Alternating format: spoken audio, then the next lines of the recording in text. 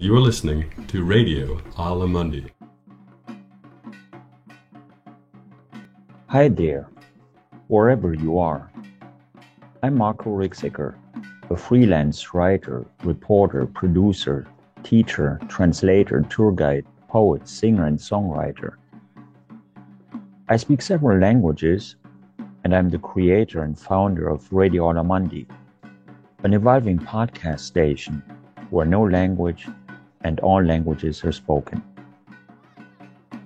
It's a multilingual mix of music, poetry, lectures, languages, interviews, documentaries, recipes, and a lot more, co-produced with the students of the Alamundi International Cultural Center. You can find us on radioalamundi.bandcamp.com, podcasts.apple.com, Spotify, YouTube, Breaker, Player FM, Facebook. Search Radio Alamundi.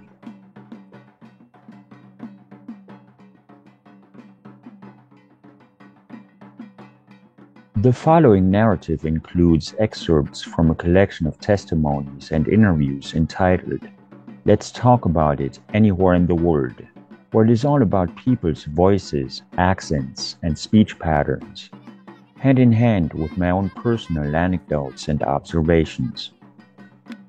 In addition to that, people are free to introduce themselves and speak their minds openly in their respective, often indigenous, languages and dialects, without any paraphrases or expectations. So, let the story go on from there.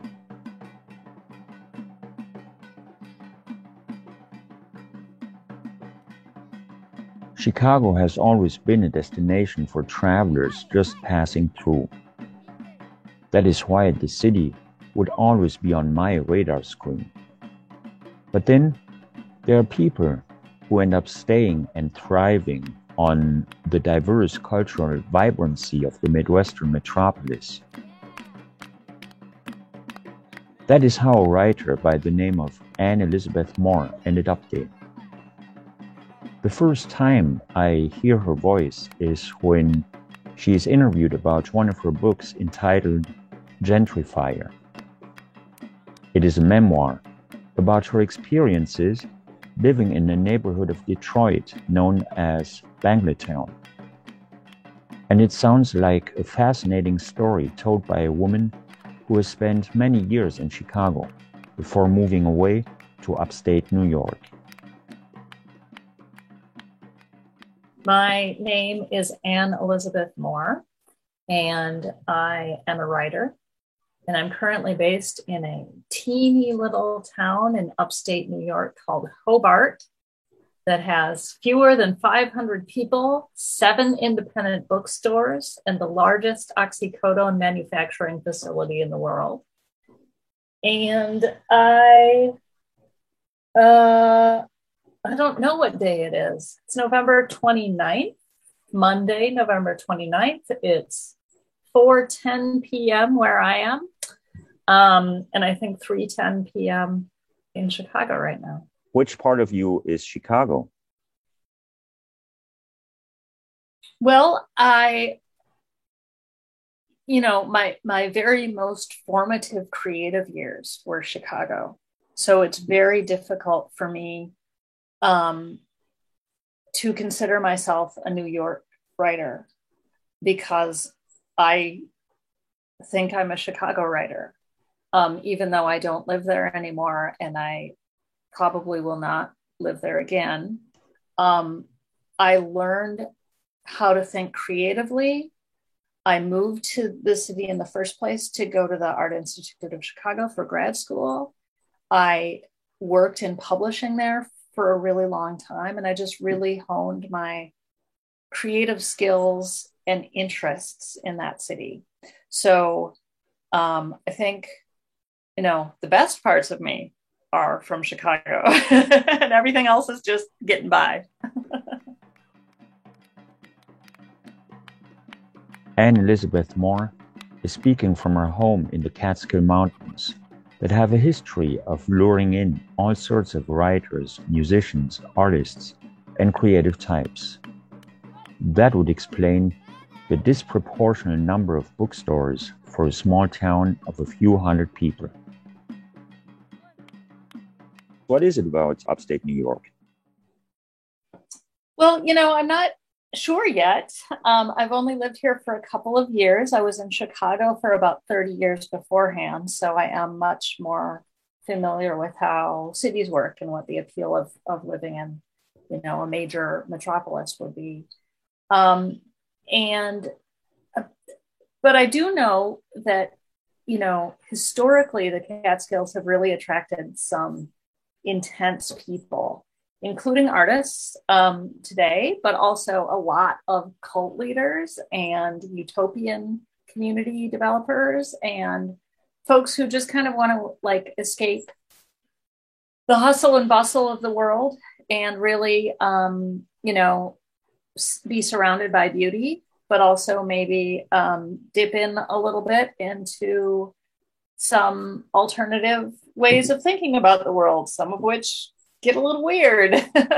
So there's kind of a mystical sense about how things work up here that appeals to me a lot. I think it's, I'm a very pragmatic person.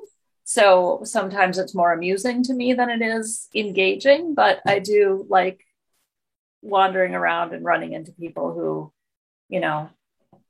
just got out of a 4-day meditation center session or, are really devoted to certain practices that are unusual to me. What's the weather like over there right now? Well, it just started snowing yesterday for the first time, and it's collected on the ground. The leaves really ended up coming off the trees just about a week and a half ago. And so for the first time, it looks like winter. You'll notice that it's a couple days before winter actually starts, or even like 3 weeks before winter actually starts. So winter comes a little early up here. It gets completely dark will be dark in about 15 minutes. So we have something called Catskills Midnight that happens at around 6 p.m. where it's pitch black and you can't really see what's going on anymore. And then, for the holidays, of course, that's really kind of charming and delightful. You feel cozy right away. But after the holidays end, then it's not quite so fun anymore. How important is scenery in your creative process? That's a good question. I mean, my most recent book, which is called Gentrifier, a memoir, and it's out from Catapult now, just won a Best Book from NPR designation, was entirely about my a free house that I won in Detroit in 2016 that turned out neither to be terribly free, nor did it belong to the organization that gave it to me. And it's my first memoir, and it's very much about my daily living environment. I mean, it was literally about the house that I lived in. And so for me, to describe not only a scene, something that you look at every day, but the means by which you can access that scene, your living environment, your physical space, the city or municipality or region that you live in, the people that you are surrounded by, those things are in fact what I write about.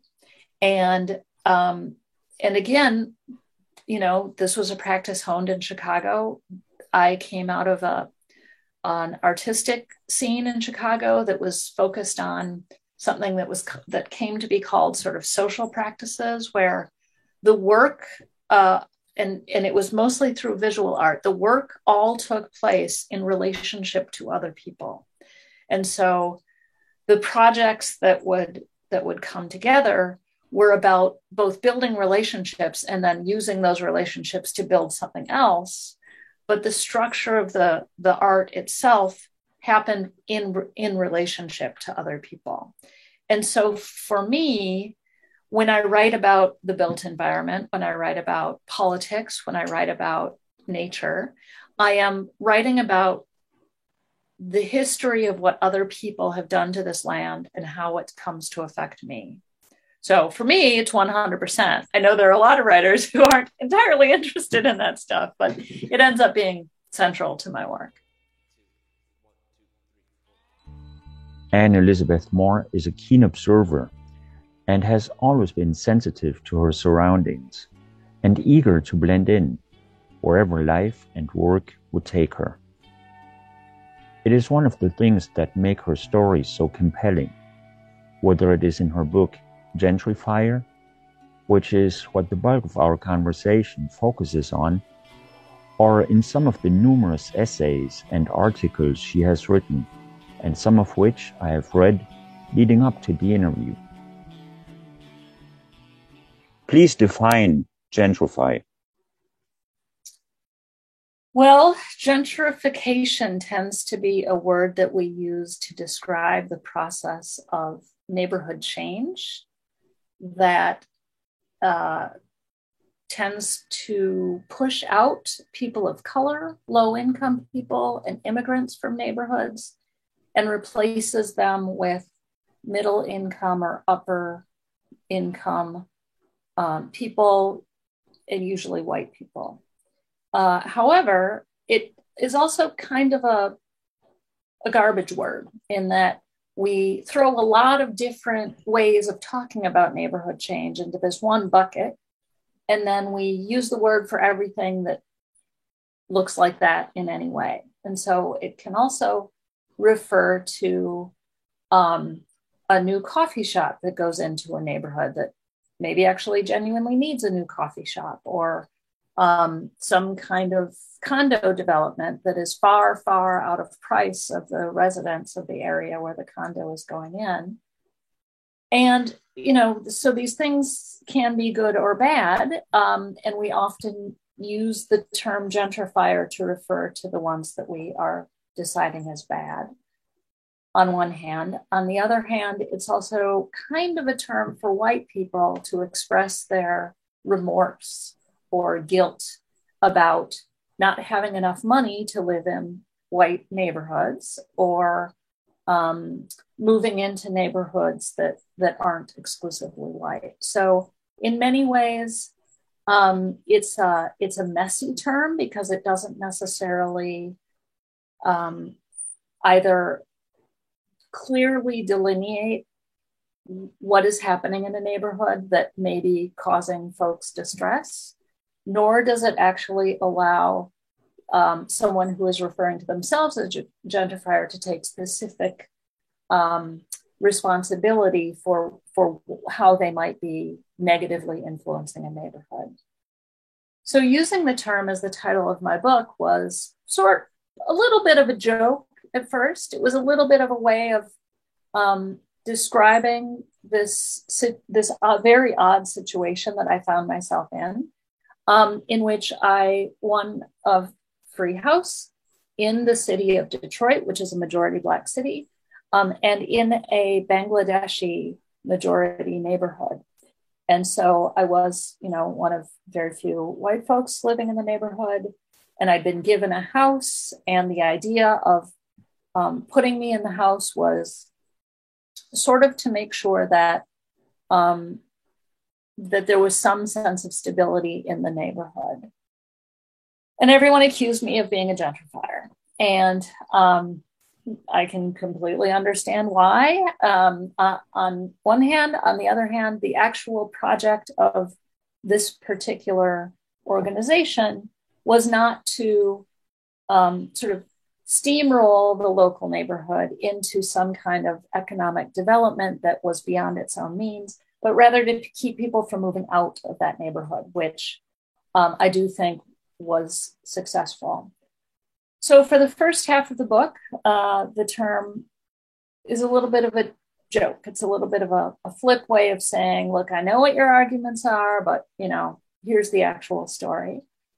But as the history of my house comes to light, we come to understand that gentrification can often be something that is implemented on a municipal level, that people can be damaged by city policies in very real and very difficult ways.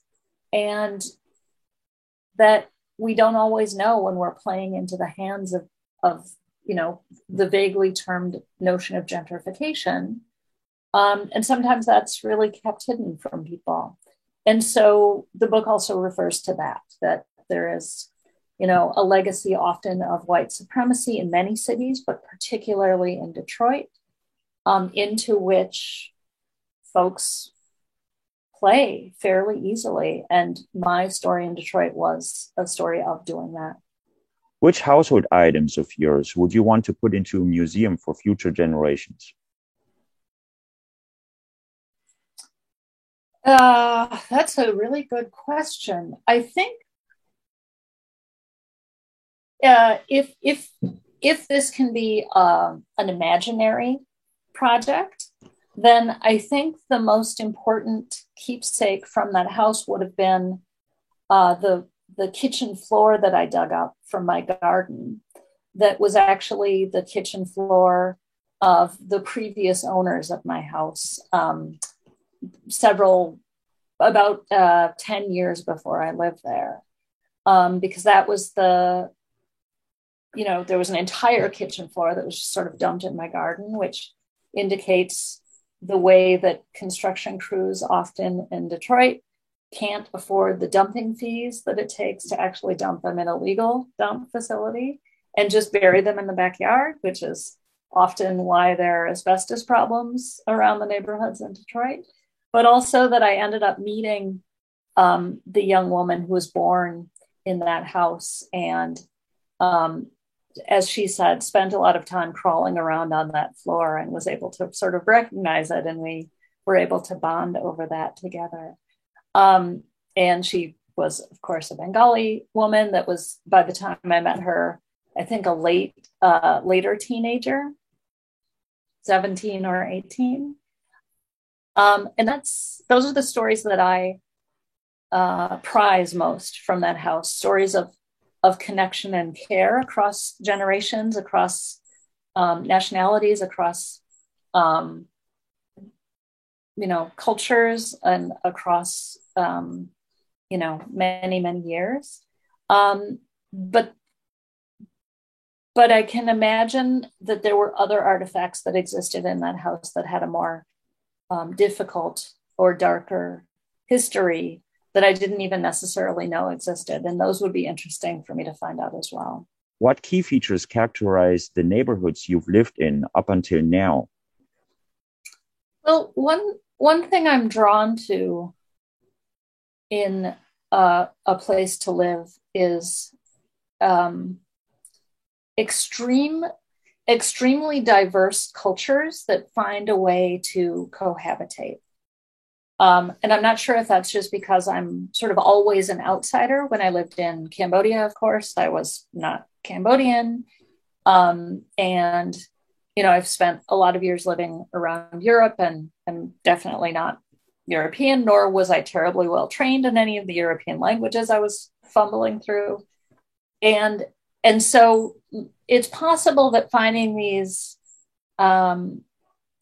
areas where two different cultures have already found a way to coexist makes it easier for me as sort of a third party to come in and just like participate and watch and be engaged.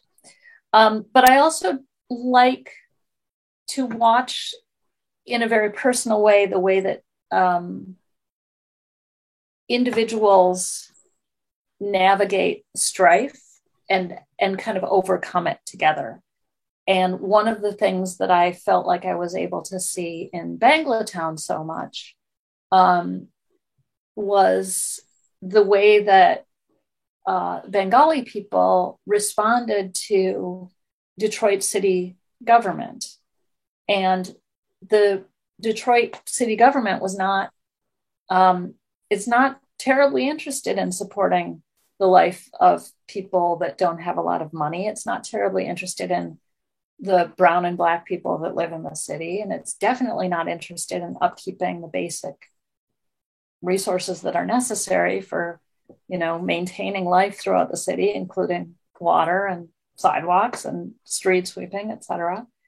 And yet the Bengali people all sort of figured it out anyway, and eventually, developed a slightly stronger way of suggesting to the Detroit city government that the documents needed to be printed in languages they could understand, and that childcare needed to be provided for various public functions. And that's really beautiful to me, especially when there's a power imbalance, when there are people that just came to this country or aren't comfortable in the language, are still figuring out how to navigate local government. I really love watching them figure out how to get what they need. I think that's really heartwarming. How would you describe yourself as a neighbor? Well, being a good neighbor is really important to me. So I put a lot of effort into,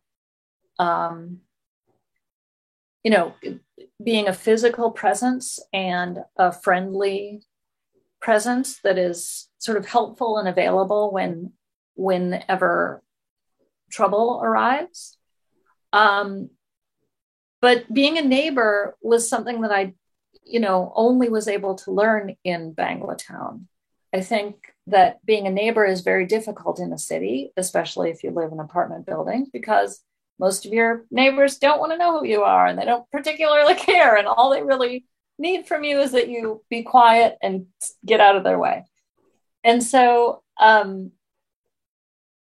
so I feel like I learned this late, and maybe because I learned it late, I'm very enthusiastic about it. I'm still excited to get in there and really talk to my neighbors. And up here in, this teeny town in upstate New York, a lot of my neighbors have politics that are not comfortable for me. This is a very Trump forward part of the country. And my approach is always to be as friendly as possible and enthusiastic as possible, but also not in any way hide who I am, hoping that eventually I can kind of convince them to come over to my side on certain political issues. And so I spend a lot of time doing that, being super friendly to people that I actually am appalled by on a political level, hoping that actually we can build a relationship. And from that relationship, we can, develop a sort of future strategy to have a government that works better for all of us. When did you actually start writing or thinking about your book? Yeah, I started writing some of the pieces that would become the book well before I had any idea that I was going to be leaving the house. And so the narrative arc that emerges in the book, where I returned to Chicago for a job, and then I discover that the house has this difficult legal and ownership history, and then I'm in court for a couple of years dealing with it. None of that stuff had happened when I started writing the book. At first, I was just writing down little paragraphs. As you mentioned, the book is comprised of these very, very short sort of vignettes. And they all are structured like jokes. And so they're designed to be very easy to read and tear through like a book of jokes. And in fact, the idea is that you can kind of get through about 3/4 of the book before you realize that there's actually something very dark and difficult happening, but that even the stuff that comes up that's harder to digest is still written in this funny joke style. So all of the pieces that maybe the first third of the book, I started sketching out a couple of years before I, maybe after the first year that I lived in the house. And once I realized that I could kind of tell the story of this house through this joke-like format, I made up a couple of zines and I gave them to friends. And one of my friends gave a copy to his mom, and his mom read it and apparently started crying immediately. And when my friend explained this to me, I realized that I would be able to use that format to tell a larger and more difficult story than I thought I would be able to beforehand.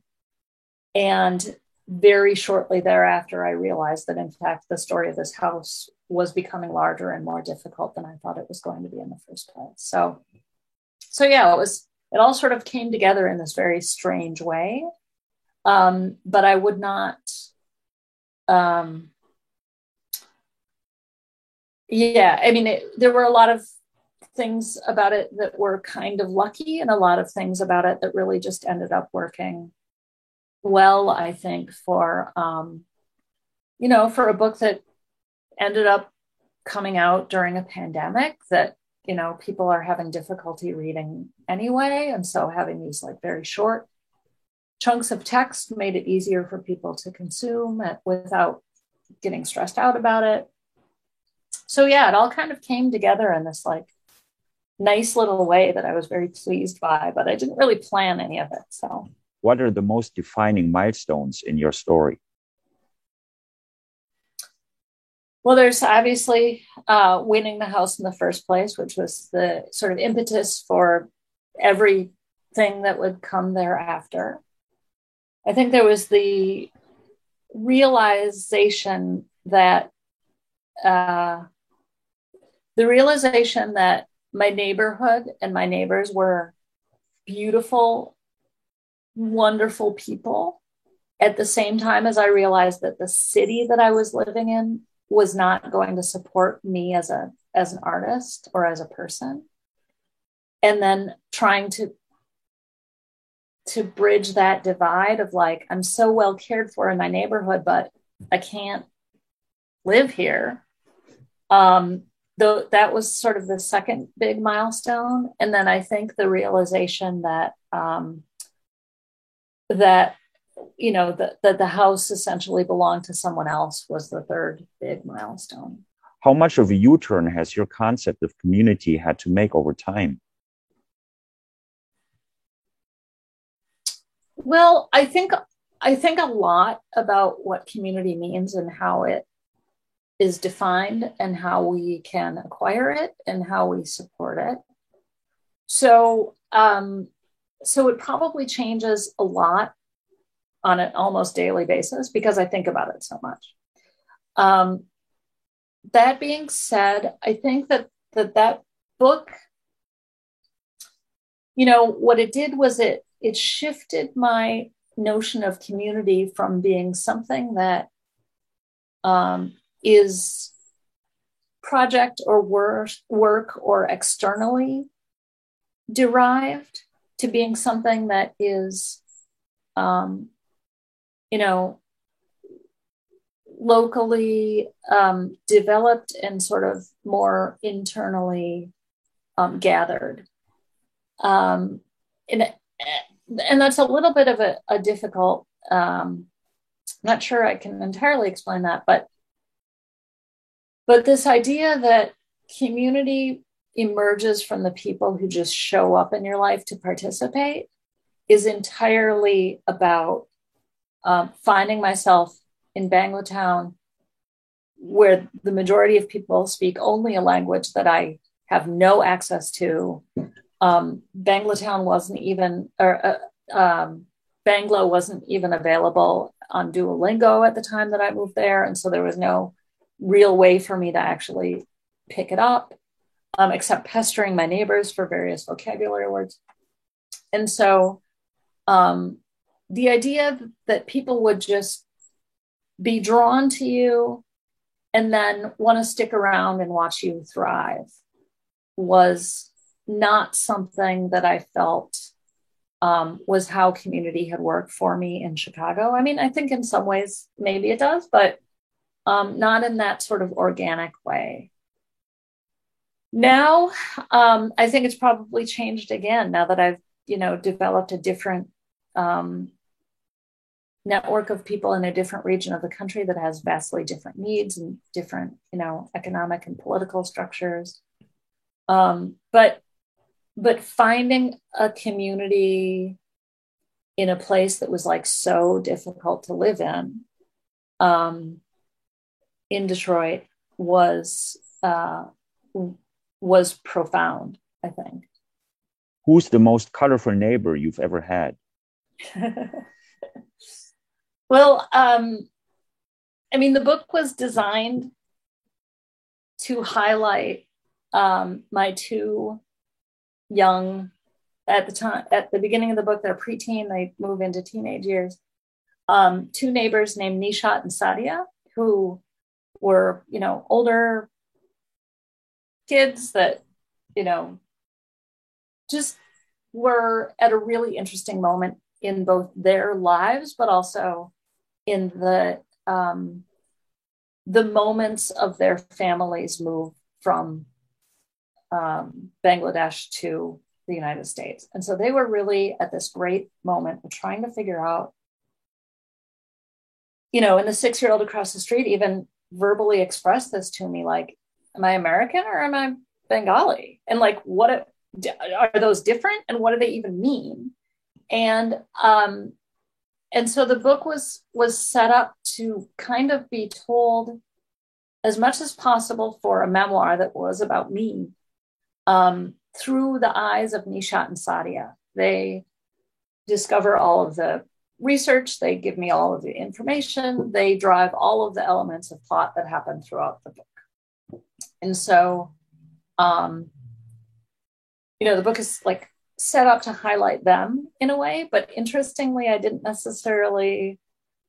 felt some protection for their families. And so I didn't want to go into too much detail about, for example, Nishat's mom, who was my next door neighbor, who's one of the most important people in my life, just absolutely, beautiful, caring, wonderful person. But I didn't want to put the pressure on her of having written a book about her. I didn't want to include too many details without, a sort of fair, I want her to write her own book. I didn't want to take her story. And then, of course, the 6-year-old across the street who has been coming to several of my online book events and asking me questions like, so who's the cutest of your neighbors? Is it me? And she showed up at a couple of events, and then she sent me a couple, fan mails that are actually like about how smart she is and how much she's grown and all this great stuff. So it would be hard for me to choose just one, but they were all very, very wonderful people. How much of a pawn in their game did you feel? 100% profoundly. The trick of it was that I was no longer in Banglatown at the time. I had already left and was living back in Chicago when I realized that the house was not in my name. And so in many ways, I had already removed myself from a situation that I was coming to realize, I wasn't maybe in like physical danger. I wasn't actually like, going to get murdered or anything, but I was just placed in this horrible, horrible ethical position. And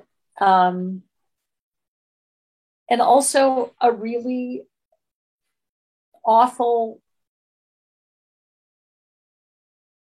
situation I wouldn't have been able to stay in Detroit and walk around knowing that the city had committed such a horrible act of violence against a previous owner of my house who was Black, and that she still lived in the city.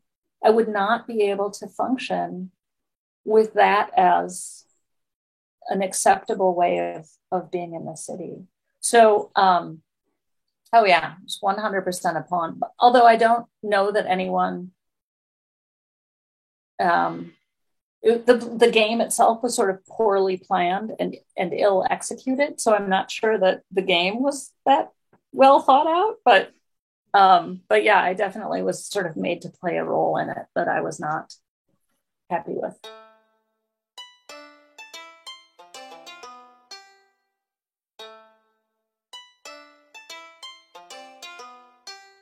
What makes Anne Elizabeth Moore a critical thinker and author is that she doesn't shy away from including personal feelings and emotions in her observations as a writer. But maybe rather than using the word critical for her way of thinking, another word, curious, would seem to be more appropriate. It is not just about swapping questions and answers, but also discussing music and food and a mutual exchange of new ideas. What is the recipe for your favorite Bengali dish? Oh gosh. Well, maybe to my shame, but also because I know my limits, I do not try to cook Bengali food. I wait very carefully until I am invited to eat Bengali food that someone has prepared for me. But there were a lot of chicken curries that I lost my mind over. And of course, naan and some of the more traditional standard South Asian fare, I would eat every day if I had access to it. So a general curry, I would have to say. What's the state of your memory? Well, it's not very good, which is why I write things down. So unfortunately, I'm writing a second memoir. So there's going to be even more things that I don't remember very well. But it's written in the same sort of jokey style, and it's an attempt to sort of get at some of the things from my younger days that I actually are often things that I deliberately do not remember. So I'm having to do a lot of research and look into a lot of other people's memoirs and try to piece together things that actually, I was present for, but I don't have any recollection of. What's the most important thing you've forgotten recently? Well, I just got off a pretty big book tour, and for the week after I got home, I couldn't, basically, if I didn't write it on my hand, I couldn't remember it. So people were constantly calling me to remind me, hey, you said you were going to be here in 5 minutes. Are you really going to be here? So yeah, for the last week, it's just been horrible. You're a cultural critic. So what's the state of your cultural consciousness? Well, I will say that the pandemic has caused, I think, major shifts in our culture, but also I think major shifts in the way that I personally want to engage in that culture. So, for example, I think it became really standard for people in the early days of the pandemic to write their opinions and feelings about every movie they watched or every book they read or every TV show they consumed. And a lot of that stuff is completely fine, but it made it difficult for me to want to try to piece together a larger argument about cultural work and write it down. I just felt like, that space that people feel like they have covered already, I'm not interested in trying to do that same thing. And now we have, pretty serious cultural divide between, I think it's sort of political, but I think the big divide as I see it as a person who's immunocompromised is between people who believe that vaccinations are important and people who do not believe that vaccinations are important. And that is just such a massive issue that I don't feel like we're going to be able to have one cohesive discussion about culture until it is no longer an issue. I think people are, extremely deeply angry in a way that it's going to take years to heal from. What's the difference between a film and a movie to you? Well, there are a lot of people, and a lot of people that I work with, a lot of my fellow critics who would argue that, film and cinema are these sort of, important art-laden terms that are, intended to convey an artistic vision through, careful camera work and, thoughtful film processing and, scripted action, et cetera, et cetera. And the movies are just the commercial side of entertainment.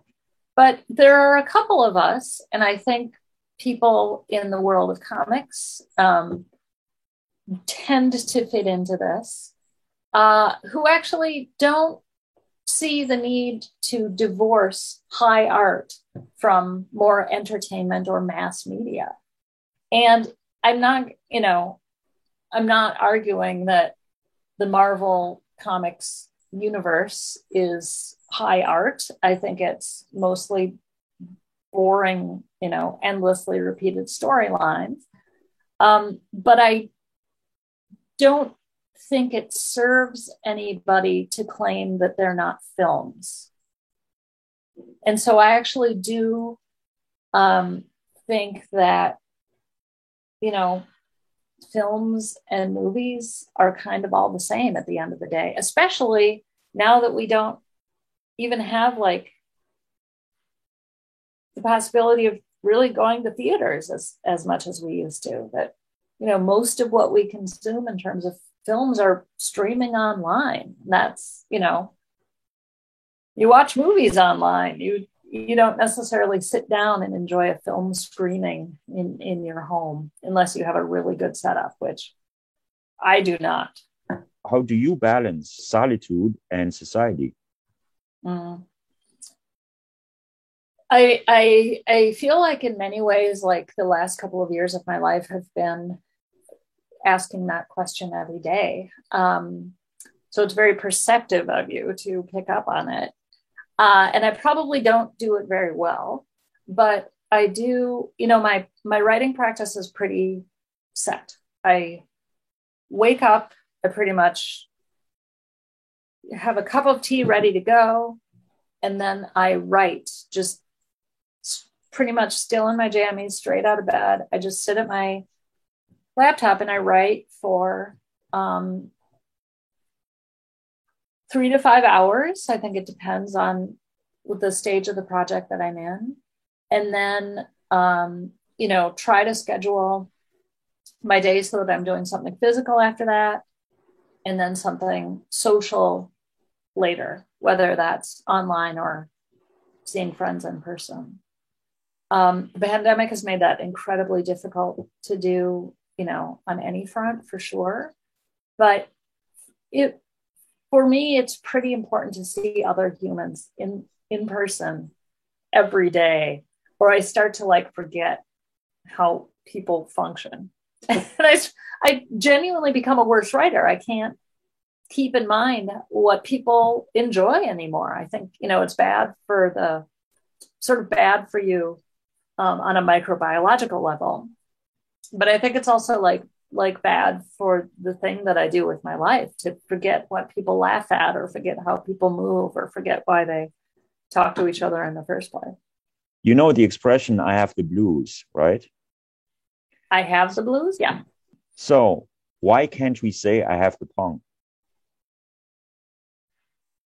Well, I can answer that. So, the term itself comes from a very specific cultural history that punks really were, the abject of culture. They were often gay young men, sometimes sex workers. often homeless or homeless adjacent, living on the streets. And, you know, along with that association came this idea that punks were sort of always they were always on the grip. They were always trying to, you know, work one over on you and, you know, steal or manipulate or otherwise. And, you know, as happens in the history of language, of course, then that gets adopted by people who don't bathe very often and spend a lot of time drinking beer and making music in clubs. As sort of a way of like reclaiming that on one hand. On the other hand, it does mean that there's kind of a line to the term. You can't, you know, you can't apply it to everything. It's not always like there are people who see my resume and I, you know, ran Punk Planet magazine for 4 years. There are people who see that and they're like, oh, okay, you know, we don't want to work with you. Or like, you are never going to fit in here. You aren't going to, we don't want to associate with you.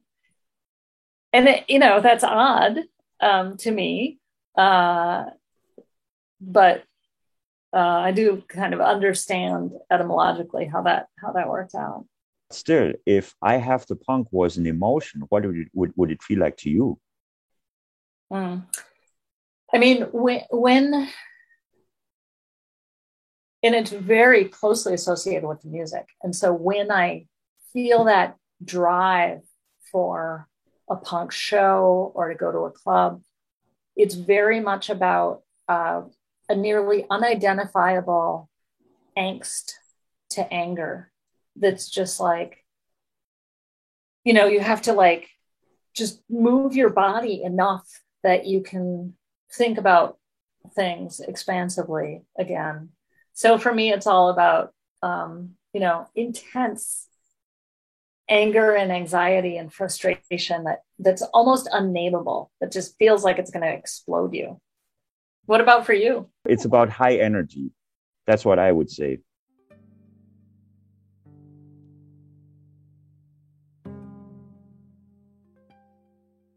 Even an object like a pencil can make it into a class taught at the Art Institute of Chicago, out of a documentary series aired on PBS a long time ago. That is one of the things Anne Elizabeth Moore has done, and reminisces when I ask her about it in my own way. What good is a pencil? I mean, the pencil is the greatest metaphor for capitalism that has ever existed, including the fact that most people don't have one in their houses these days. And yet it still functions as a metaphor that we all understand. I think that the idea that, you know, we all know what a pencil is, as well as we know how capitalism works and we feel its effects on a daily basis. And yet we can't really get to it. We can't really get to either the structure that is capitalism to, you know, fix it, eradicate it, destroy it, or move on. In the same way that we couldn't find a pencil if our lives depended on it. I think that's probably totally apt, sadly. You're a writer. So how would you make a writing tool out of nothing? Actually, I used to teach a class at the School of the Art Institute of Chicago that looked at theories of capitalism and looked at Milton Friedman's look at the pencil that he did in text and as well as in a PBS video series, as well as Leonard Read, a man who wrote, I mean, he wasn't really a poet, but he used his skills to write down this notion of the pencil as a metaphor for capitalism. And then all of my students who are sort of high level graduate students in the arts, in the visual arts in particular, they all made pencils either metaphorically or actually physically. And so I do have somewhere, I probably haven't even unpacked them yet, but I do have a series of handcrafted writing utensils that were made by artists in Chicago that sort of explored this idea of like, okay, but we still have to communicate with each other. What do we need to do that? And one of the reasons that I'm so, I've worked in comics for several years, decades, and one of the things about comics is that it really expands what language can do. And I really, I don't necessarily feel that the alphabet, the 26 letters of the alphabet, is limiting. But when I read comics, I am reminded of how much more could be said if we really, really needed to by, making lines on a page. So our conversation moves on from topic to topic and explores different stages of Anne Elizabeth Moore's life and background, from the Rosebud Lakota Reservation in South Dakota to the Art Institute of Chicago, on to a retreat in rural upstate New York. Did you ever feel like at home? Probably not, no. I mean, part of that is, I think that, I love being involved in cultures that are new to me.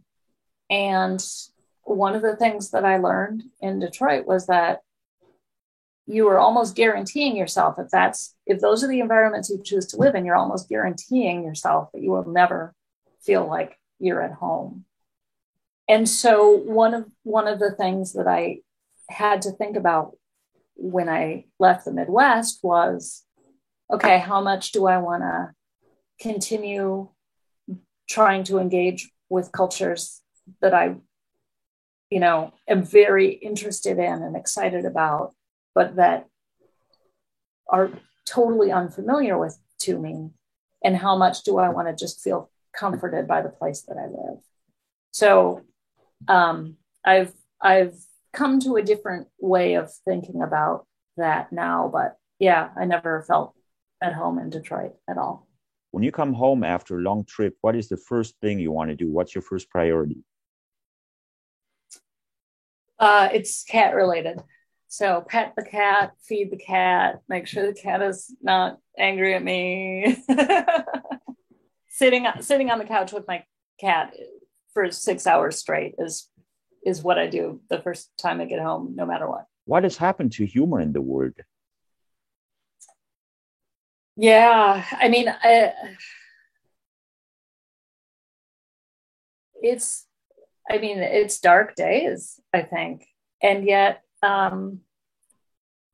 I was born on the Rosebud Reservation in South Dakota, and remember pretty early being told, like, by my godparents, by my parents' neighbors, all of whom are Lakota, we, meaning the Lakota people, we survived a genocide. And the way that you do that is by telling jokes.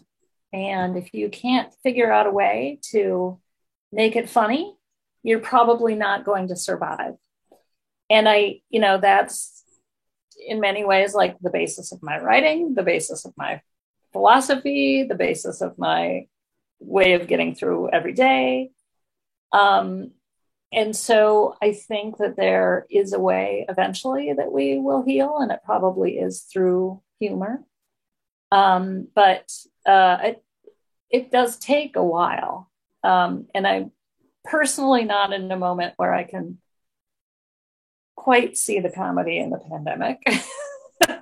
But I'm sure that eventually there will be something funny to say about it that will start to help us all heal from these horrible, horrible days.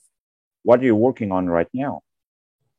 Well, the next memoir is coming up, but I'm also working on my first novel, which is about a 76-year-old murderess. Anne Elizabeth Moore has written and published all kinds of books, memoirs, essays, and so on. But now she is working on her first novel, she tells me at the end of our online interview. So that should be good enough of an excuse to meet again and talk about it anywhere in the world. So let the story go on from there. So I'm Anne Elizabeth Moore, and this is a quick excerpt from my book, Gentrifier, a Memoir. There is a house on my side of the street about 6 lots south with an overgrown front yard, barely standing chain link fence, broken front windows, a hole in the roof. Blue paint, formerly vibrant, has peeled from the face of the structure to reveal raw, rotting wood. However, mail is delivered there every day.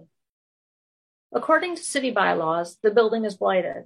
The grass, which comes up to my chin, is taller than the allowable 4 inches.